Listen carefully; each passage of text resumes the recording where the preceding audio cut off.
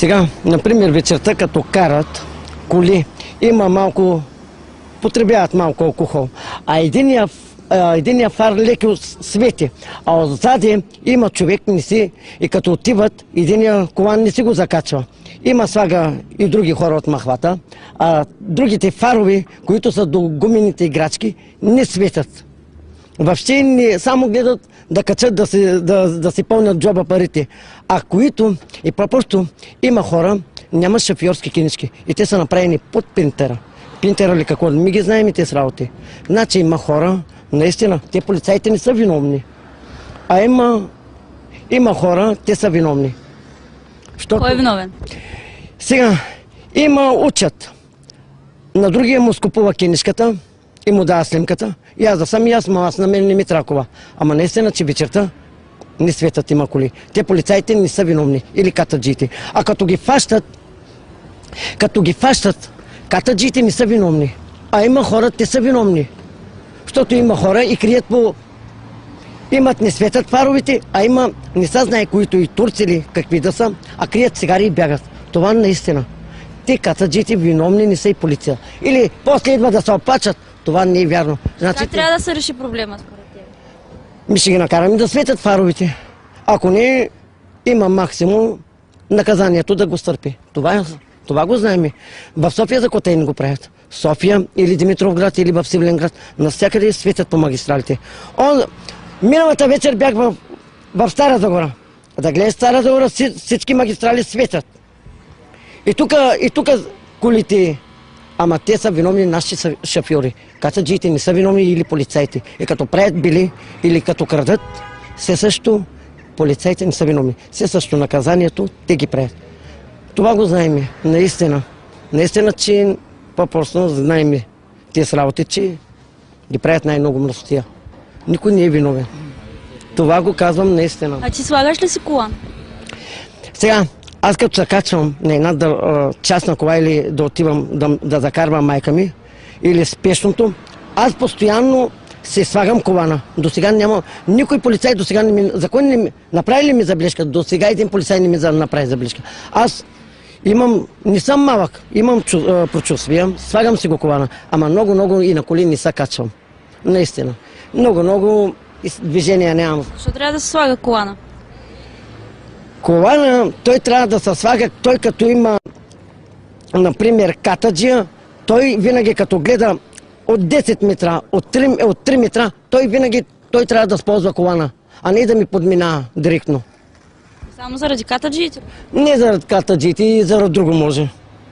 Знаем ги те с работи. И има по пиянство, дето ми бягат. А ти книжка имаш ли? Кой? Ти. На мен не ми трябва книжка. Аз не ми трябва кола.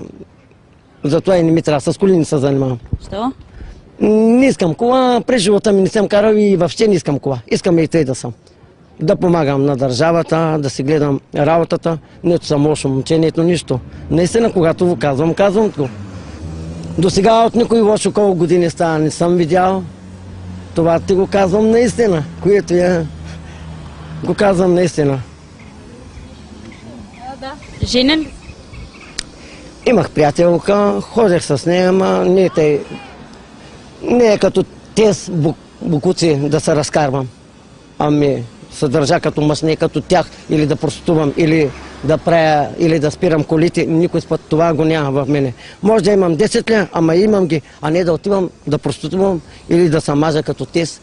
Долни келеши, гледай го, един като гей. Същото не мязат на човек. Аз като се обличам на първата река. И 10 приятелки да имам, хубав съм. Не като тях да отивам да се звагам. И да съм лежал за твърмата река, съм не като тях да се звагам, или майка ми да звагам, или да отивам се също да простотувам. И си гледам работата. Това е от мене.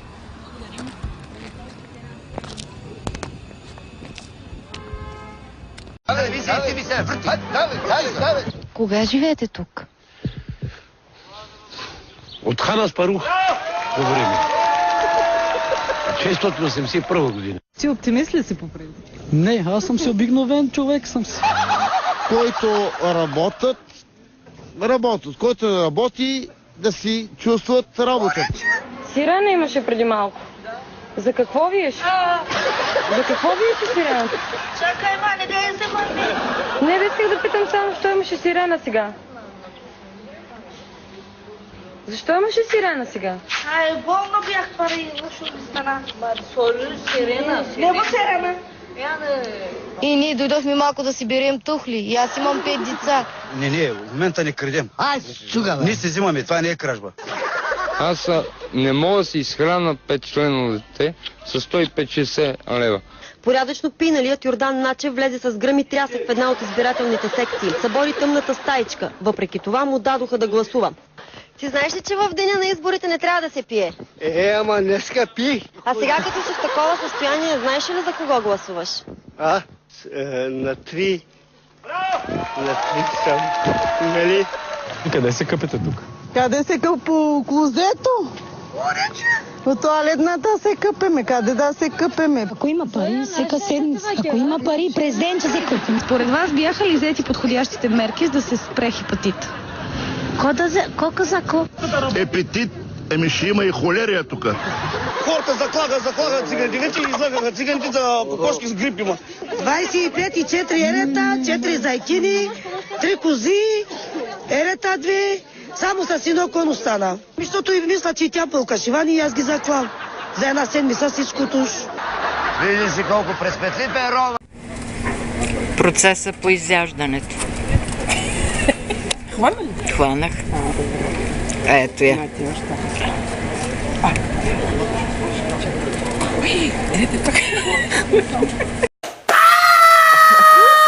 Като котка са! Ама не дай да ма казваш, ще го цапнаш. Ето, сега ще прасна един. Сега, мухло! Какво искаш ти сега? Ти не ще да яжаш. Как ще остана такъв мухло? Какво се случи? Ние там го предежим в тази кола. Бум! Като котка са!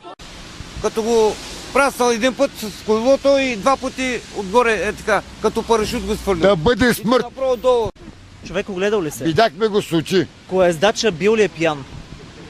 Моля? Пиян пил ли е коездач? Малко. Малко пи. Да. Ако е колкото вас, ви в момента сте пили доста. Не. Малко. Това малко, може да не е видял колата той.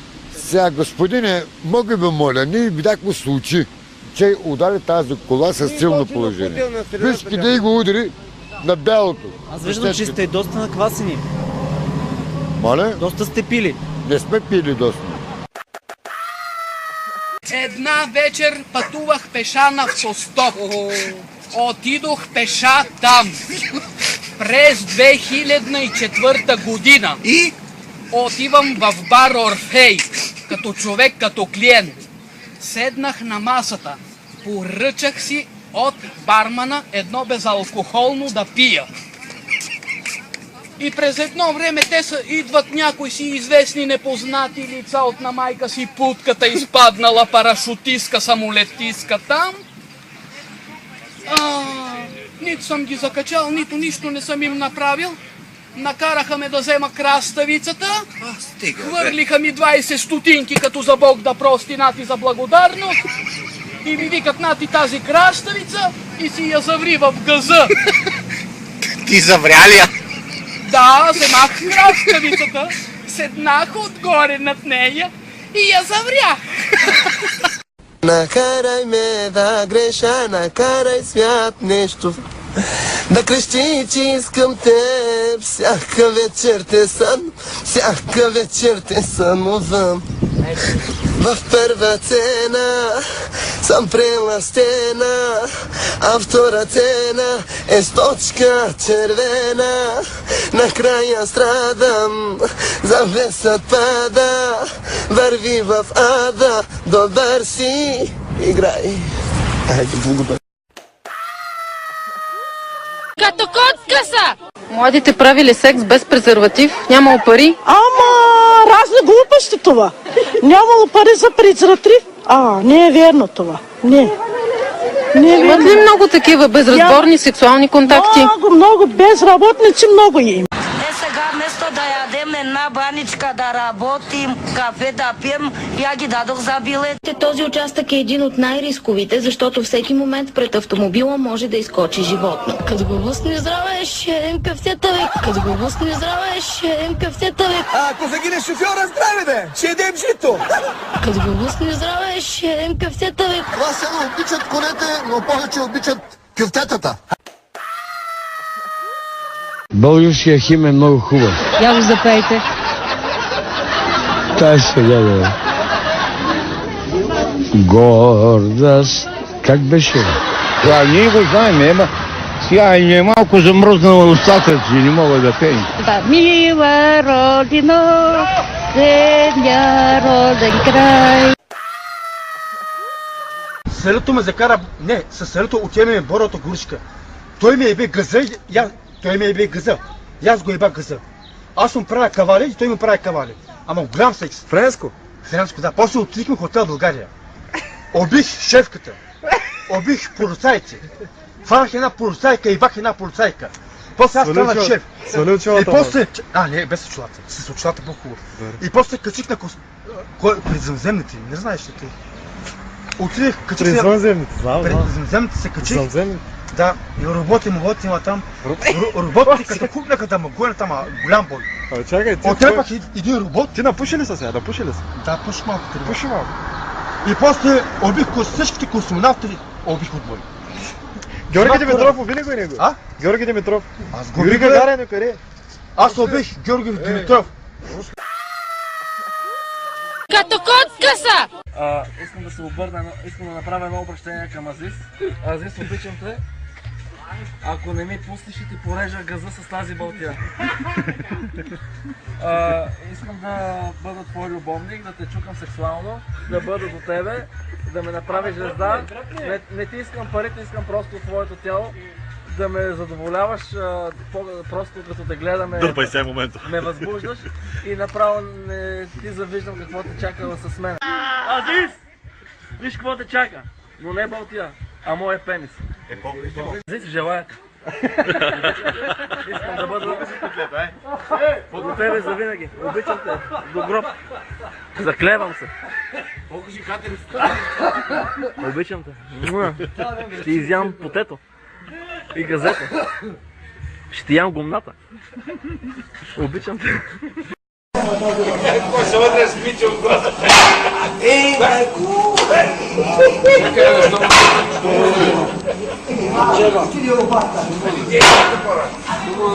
Чакай, ви чупиш лопата, бе! Дай лопата! Стига! Стига ще му бъйна! Стигна лопата! Не, не искам, ще го убие.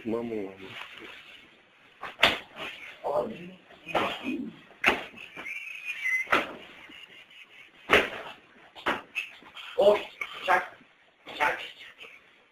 чакай. Спочалата.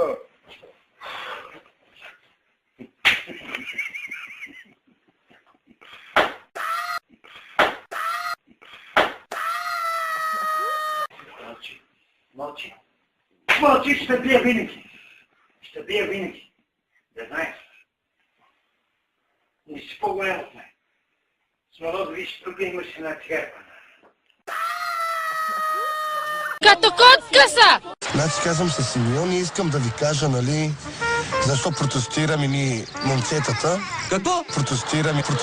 Добре, че Мартин Карбовски реши да поясни какво точно правят, защото и аз не разбрах думата. Защо проституирате, обясняваш? Защо протестирате? Да. Какво правите? Проституирате или протестирате? Какво правите? Протестираме, би. Не те разбрах. Това още повече му объркат. Сега не знам, проституират ли, протестират ли или просто си простират. Протестираме, би. Проститутки сме. Не сме нови. И зато и знам български и знам да говоря нормално за себе си. На това му се вика да знаеш български. Протестираме, би. Въобразявам се като жена. Гладостта така напрял да сме долни. Много големи мишки. Като котка. Скъпи приятели, намираме се в Благоевград пред Осмосол Арсений Костенцев, където се намира една от изборните секции в града. Тази група хора, около мен, която виждате, са пристигнали тук 10 минути преди краят на изборния ден, т.е. преди 19 часа, но не са допуснати да гласуват. Някъде към 7 без 10 дойдох да гласувам. Заварих от порядъка на 10 на 15 човека преди мен. Всеки един търсеше в коя от секциите, тъй като има над 10 секции. И се появи един едър господин с очила, който започна да ни вика, да ни гони, да ни тика навън. Оказва се, че това е господин Валери Миленков. Той е общински съветник от БСП в град Благоевград.